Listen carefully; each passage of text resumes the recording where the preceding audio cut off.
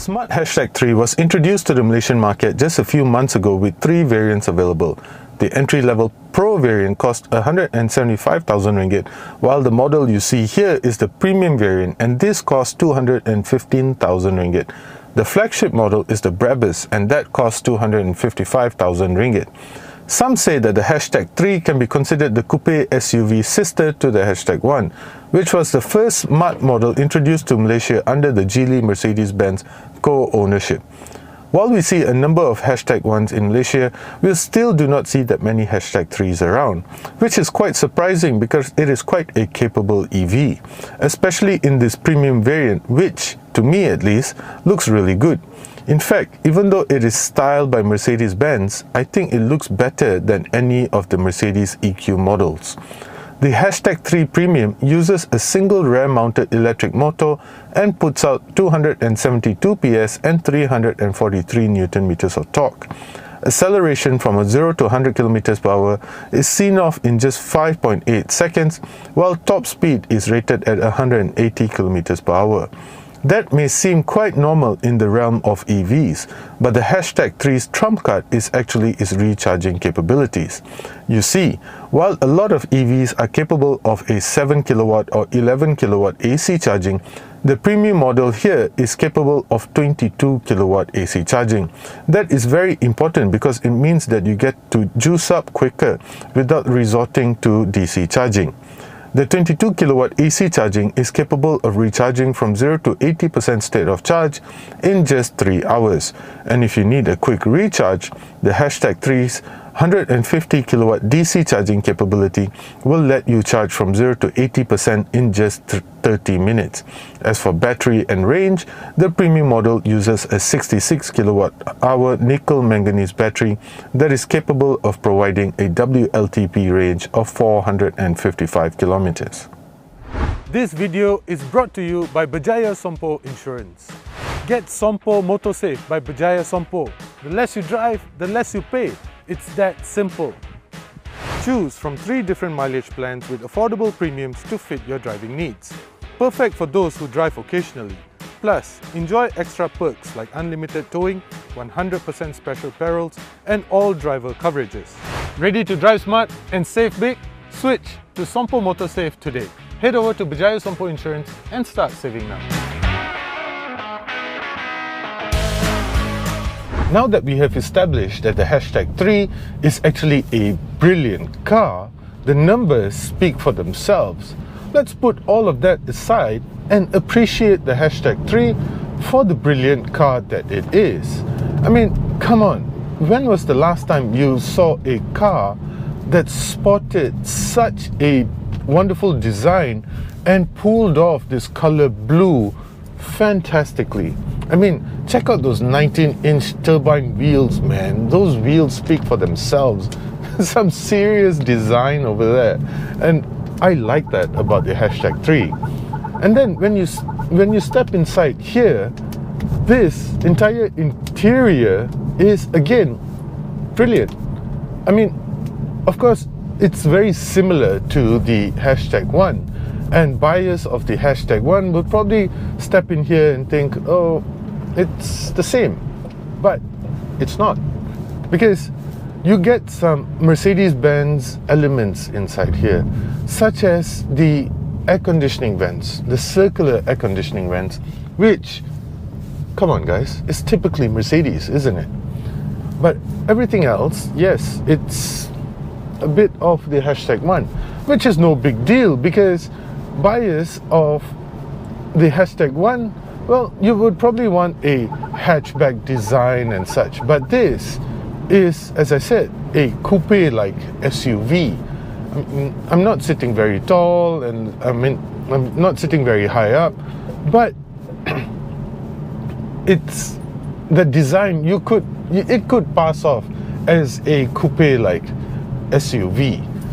And then the interior over here, I think the interior of the Hashtag 3 has solved one of the biggest problems with the Hashtag 1, to me at least, and that was the silver whitish trimming inside here, which under the hot Malaysian afternoon sun tended to glare really badly.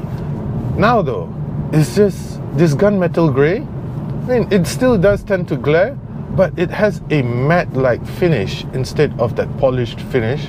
It has this matte-like finish which does a better job than the trimming, the interior trimming of the #1. And driving this car, well, I'm not even going to talk about refinement because we know that EVs are quiet, they're very well refined, but the suspension of the #3 is also soft and supple. If you want something more aggressive, there's always the Brabus version of the #3, but that would set you back, again, as I said, 255,000 ringgit. But besides that, these seats are brilliant and you get a lot of nice interior trimming around here, and I really appreciate that 13 speaker Beats sound system. Again guys, that's me talking, that's my preference. I like a really good sound system. So 13 speaker Beats with a deep, rich bass is just fantastic, you know. We spend a lot of time in our cars, so why not have a good sound system? So I think credit is due where it is deserved. The interior of the #3 is just fantastic. I mean, there's a lot of things inside here that, well, not a lot. There are some things inside here that could be better. But the most glaring or jarring thing is this huge panoramic roof that does not come with a shade. I have a lot of skin on my head, no hair to actually just absorb that heat, right? So I feel it on my head, and yeah, it can get a bit overwhelming. But the good thing over here is that Smart Malaysia will provide you with a shade. It's part of that sales package thing that they have going on, or you could just buy one from the aftermarket, as part of the aftermarket accessories. As far as driving the #3 is concerned, for me, it checks all the boxes. It has a lot of safety systems that are always telling me, you know, drive better, pay attention and such. Now if I drive my hand, if I put my hand this way, it's going to sort of block off that eye sensors thing that keep a lookout for where your eyes are going. And if you block that off, it's going to start alerting you, hey, reposition your hands because I can't see you. And if while you're driving, you're sort of just looking for your favorite songs and something like that, it's going to tell you off again. So it has a lot of these quirky little things that are going on inside here, and there's just some background noise that, to me, it's a little bit annoying because, and I can't figure this out because I can't seem to turn it off. I can't figure out whether it's that speed limit thing or whether it's that, you know, it even makes noises when there's motorcyclists that are just buzzing past you, but that's what I'm talking about. What is that? Because it's annoying. So it has a lot of these things that are working in the background, but they're all there for your own good, your own safety. And I really don't like to be told off by the car, but this car likes to tell me off all the time. And the other thing that I think was that it's a bit annoying, is the same issue that I had with the #1, and that's if you have passengers in the car, it's going to force them to put on their seat belts. Force them to put on their seat belts. Like, there's a way around it to just put on your seat belt and pasang that seat belt, just latch it in, and then you can sit on top of it. But that's cheating, and you really can't argue against safety now, can you? So all of these things are actually a good thing, a good problem to have. And then the other thing that sort of annoys me is that lane assisting, because every time you get in here, you have to keep turning it off. And if you stop to go to the loo or stop to buy something and come back in, you have to turn it off again. But again, no arguing against safety, even though that lane keep assisting It's incredibly annoying because, yeah, it just keeps pulling you back into your lane, even when you have to make some emergency maneuvers. But besides that though, as you can see, I'm doing about 100 kilometers per hour right now. Fantastic. And the hashtag 3 does offer a little bit more space than the hashtag 1 as far as interior space goes, but because of its coupe-like design element, you do not get as much headroom as the one in the hashtag 1, but you don't feel it from the driver's seat. It's just the rear passengers that are going to feel that. Now I'm going to park this car, take you for a walk around the interior and show you what I like and a couple of things that I don't like. So now let's take a closer look at the interior. You have this massive 12.8-inch screen over here, you have another digital screen over here, and a 10-inch heads-up display. So there's no lack of data. All this information is fed back to you via all these screens and that head-up display over there. But it's just the way that all this information is fed back to you that I have a bit of a problem with, because look at this screen. There's just a lot that is going on. I would prefer something that is more simplistic, and there's this Fox thing over here, which to my eyes is a little bit unnecessary lah. You're driving a 200,000 car anyway. But this is not something that ProNet Malaysia can be held accountable for, because they don't develop these cars. It's just, I'm just whinging, I'm just whining. Anyway, what it can give you, the stuff that it can do for you, now that is impressive. So for example, the smart navigation is able to provide up to 80% of the major, I think 80 or 90% of the major charge point operators in Malaysia. So if I click on this, it can tell me, well, it's loading now, but it can tell me all of the nearby charge points that are available nearby here. One is 4.4 kilometers away. So this just makes my day a lot easier, and I can plan my entire journey. If I'm traveling out of state or something, I can plan my entire journey based on this navigation over here, because it just tells me where I can charge the car. Now that is something that I appreciate. But for example, if I click on it, it can tell me that there's 2 charge points that are available, and each has a 45 kilowatt capability with cable, and they are currently available, and they also tell me the price. So it's 1 ringgit per kilowatt hour. Not a bad deal. Anyway, I like having that convenience.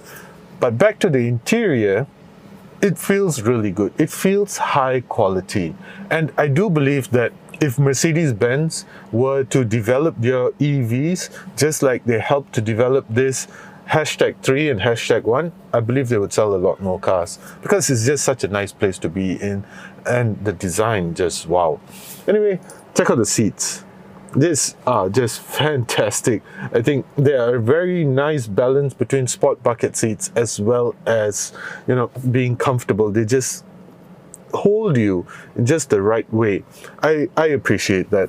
I don't have much to complain about the interior. I already told you about the massive panoramic roof, and just being able to be in here, that sound system, and going about your day-to-day business, this is a very nice place to be in. I like that. The back seats too, well, fantastic. I really like the fact that you have speakers mounted right above your ear. Yeah, if you can't tell, I'm a bit of an audiophile. So all this stuff really matters to me, and I like that about the hashtag 3. And as I was telling you earlier, even though the roof is sloping downwards and you don't get as much head space as you would in a hashtag 1, it's still not bad. It's still quite a bit of headroom between my head and the glass roof. So this is something that if you're taller than 6'5" or something, then this might be a problem, but chances are you're not. So this fantastic place to be in. You get a Type A charger, Type C charger, and you get ISOFIX mounts at the back here, which makes this perfectly adapted to life as a family car. So in my opinion, I really don't have much to complain about the hashtag 3. In fact, if you can't already tell, I really like it. Loyalty programs are great, but don't you just hate it when you lose the card or you forget to bring it and then you end up losing out on all those points? Well, BH Petrol has an ingenious solution to it. Rather than coming up with a card, they have launched the BH Petrol e-card application, and it's available in both Android as well as for iPhones. What this does is you basically pour as you normally would, pick up the receipt and simply scan it. You get 1 point for every liter that you spend, and it has a lot of exciting products that you can actually trade your points in for. Right now, with BH Petrol's e-card loyalty program, I don't have to worry about losing my card or even losing out on my loyalty points, making BH Petrol's e-card loyalty program the right choice. So as I was saying earlier, the smart hashtag 1 and hashtag 3, they are all about great designs. For example, this simplistic design looks great. I mean, you have this LED light bar over here, which is not a big deal anymore. Almost all cars have this, especially those from China. But what I really like about this is the way that the open and close, but the open button has been integrated into this design, and it just stands right in your line of sight. But if you didn't know that it was there, there's no way that you could tell, because to open the boot, you press this.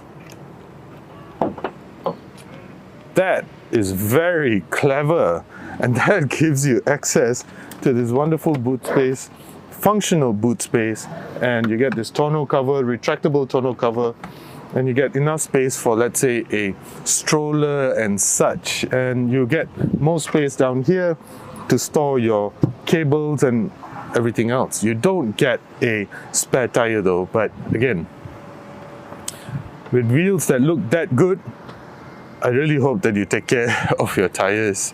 Anyway guys, the design is fantastic.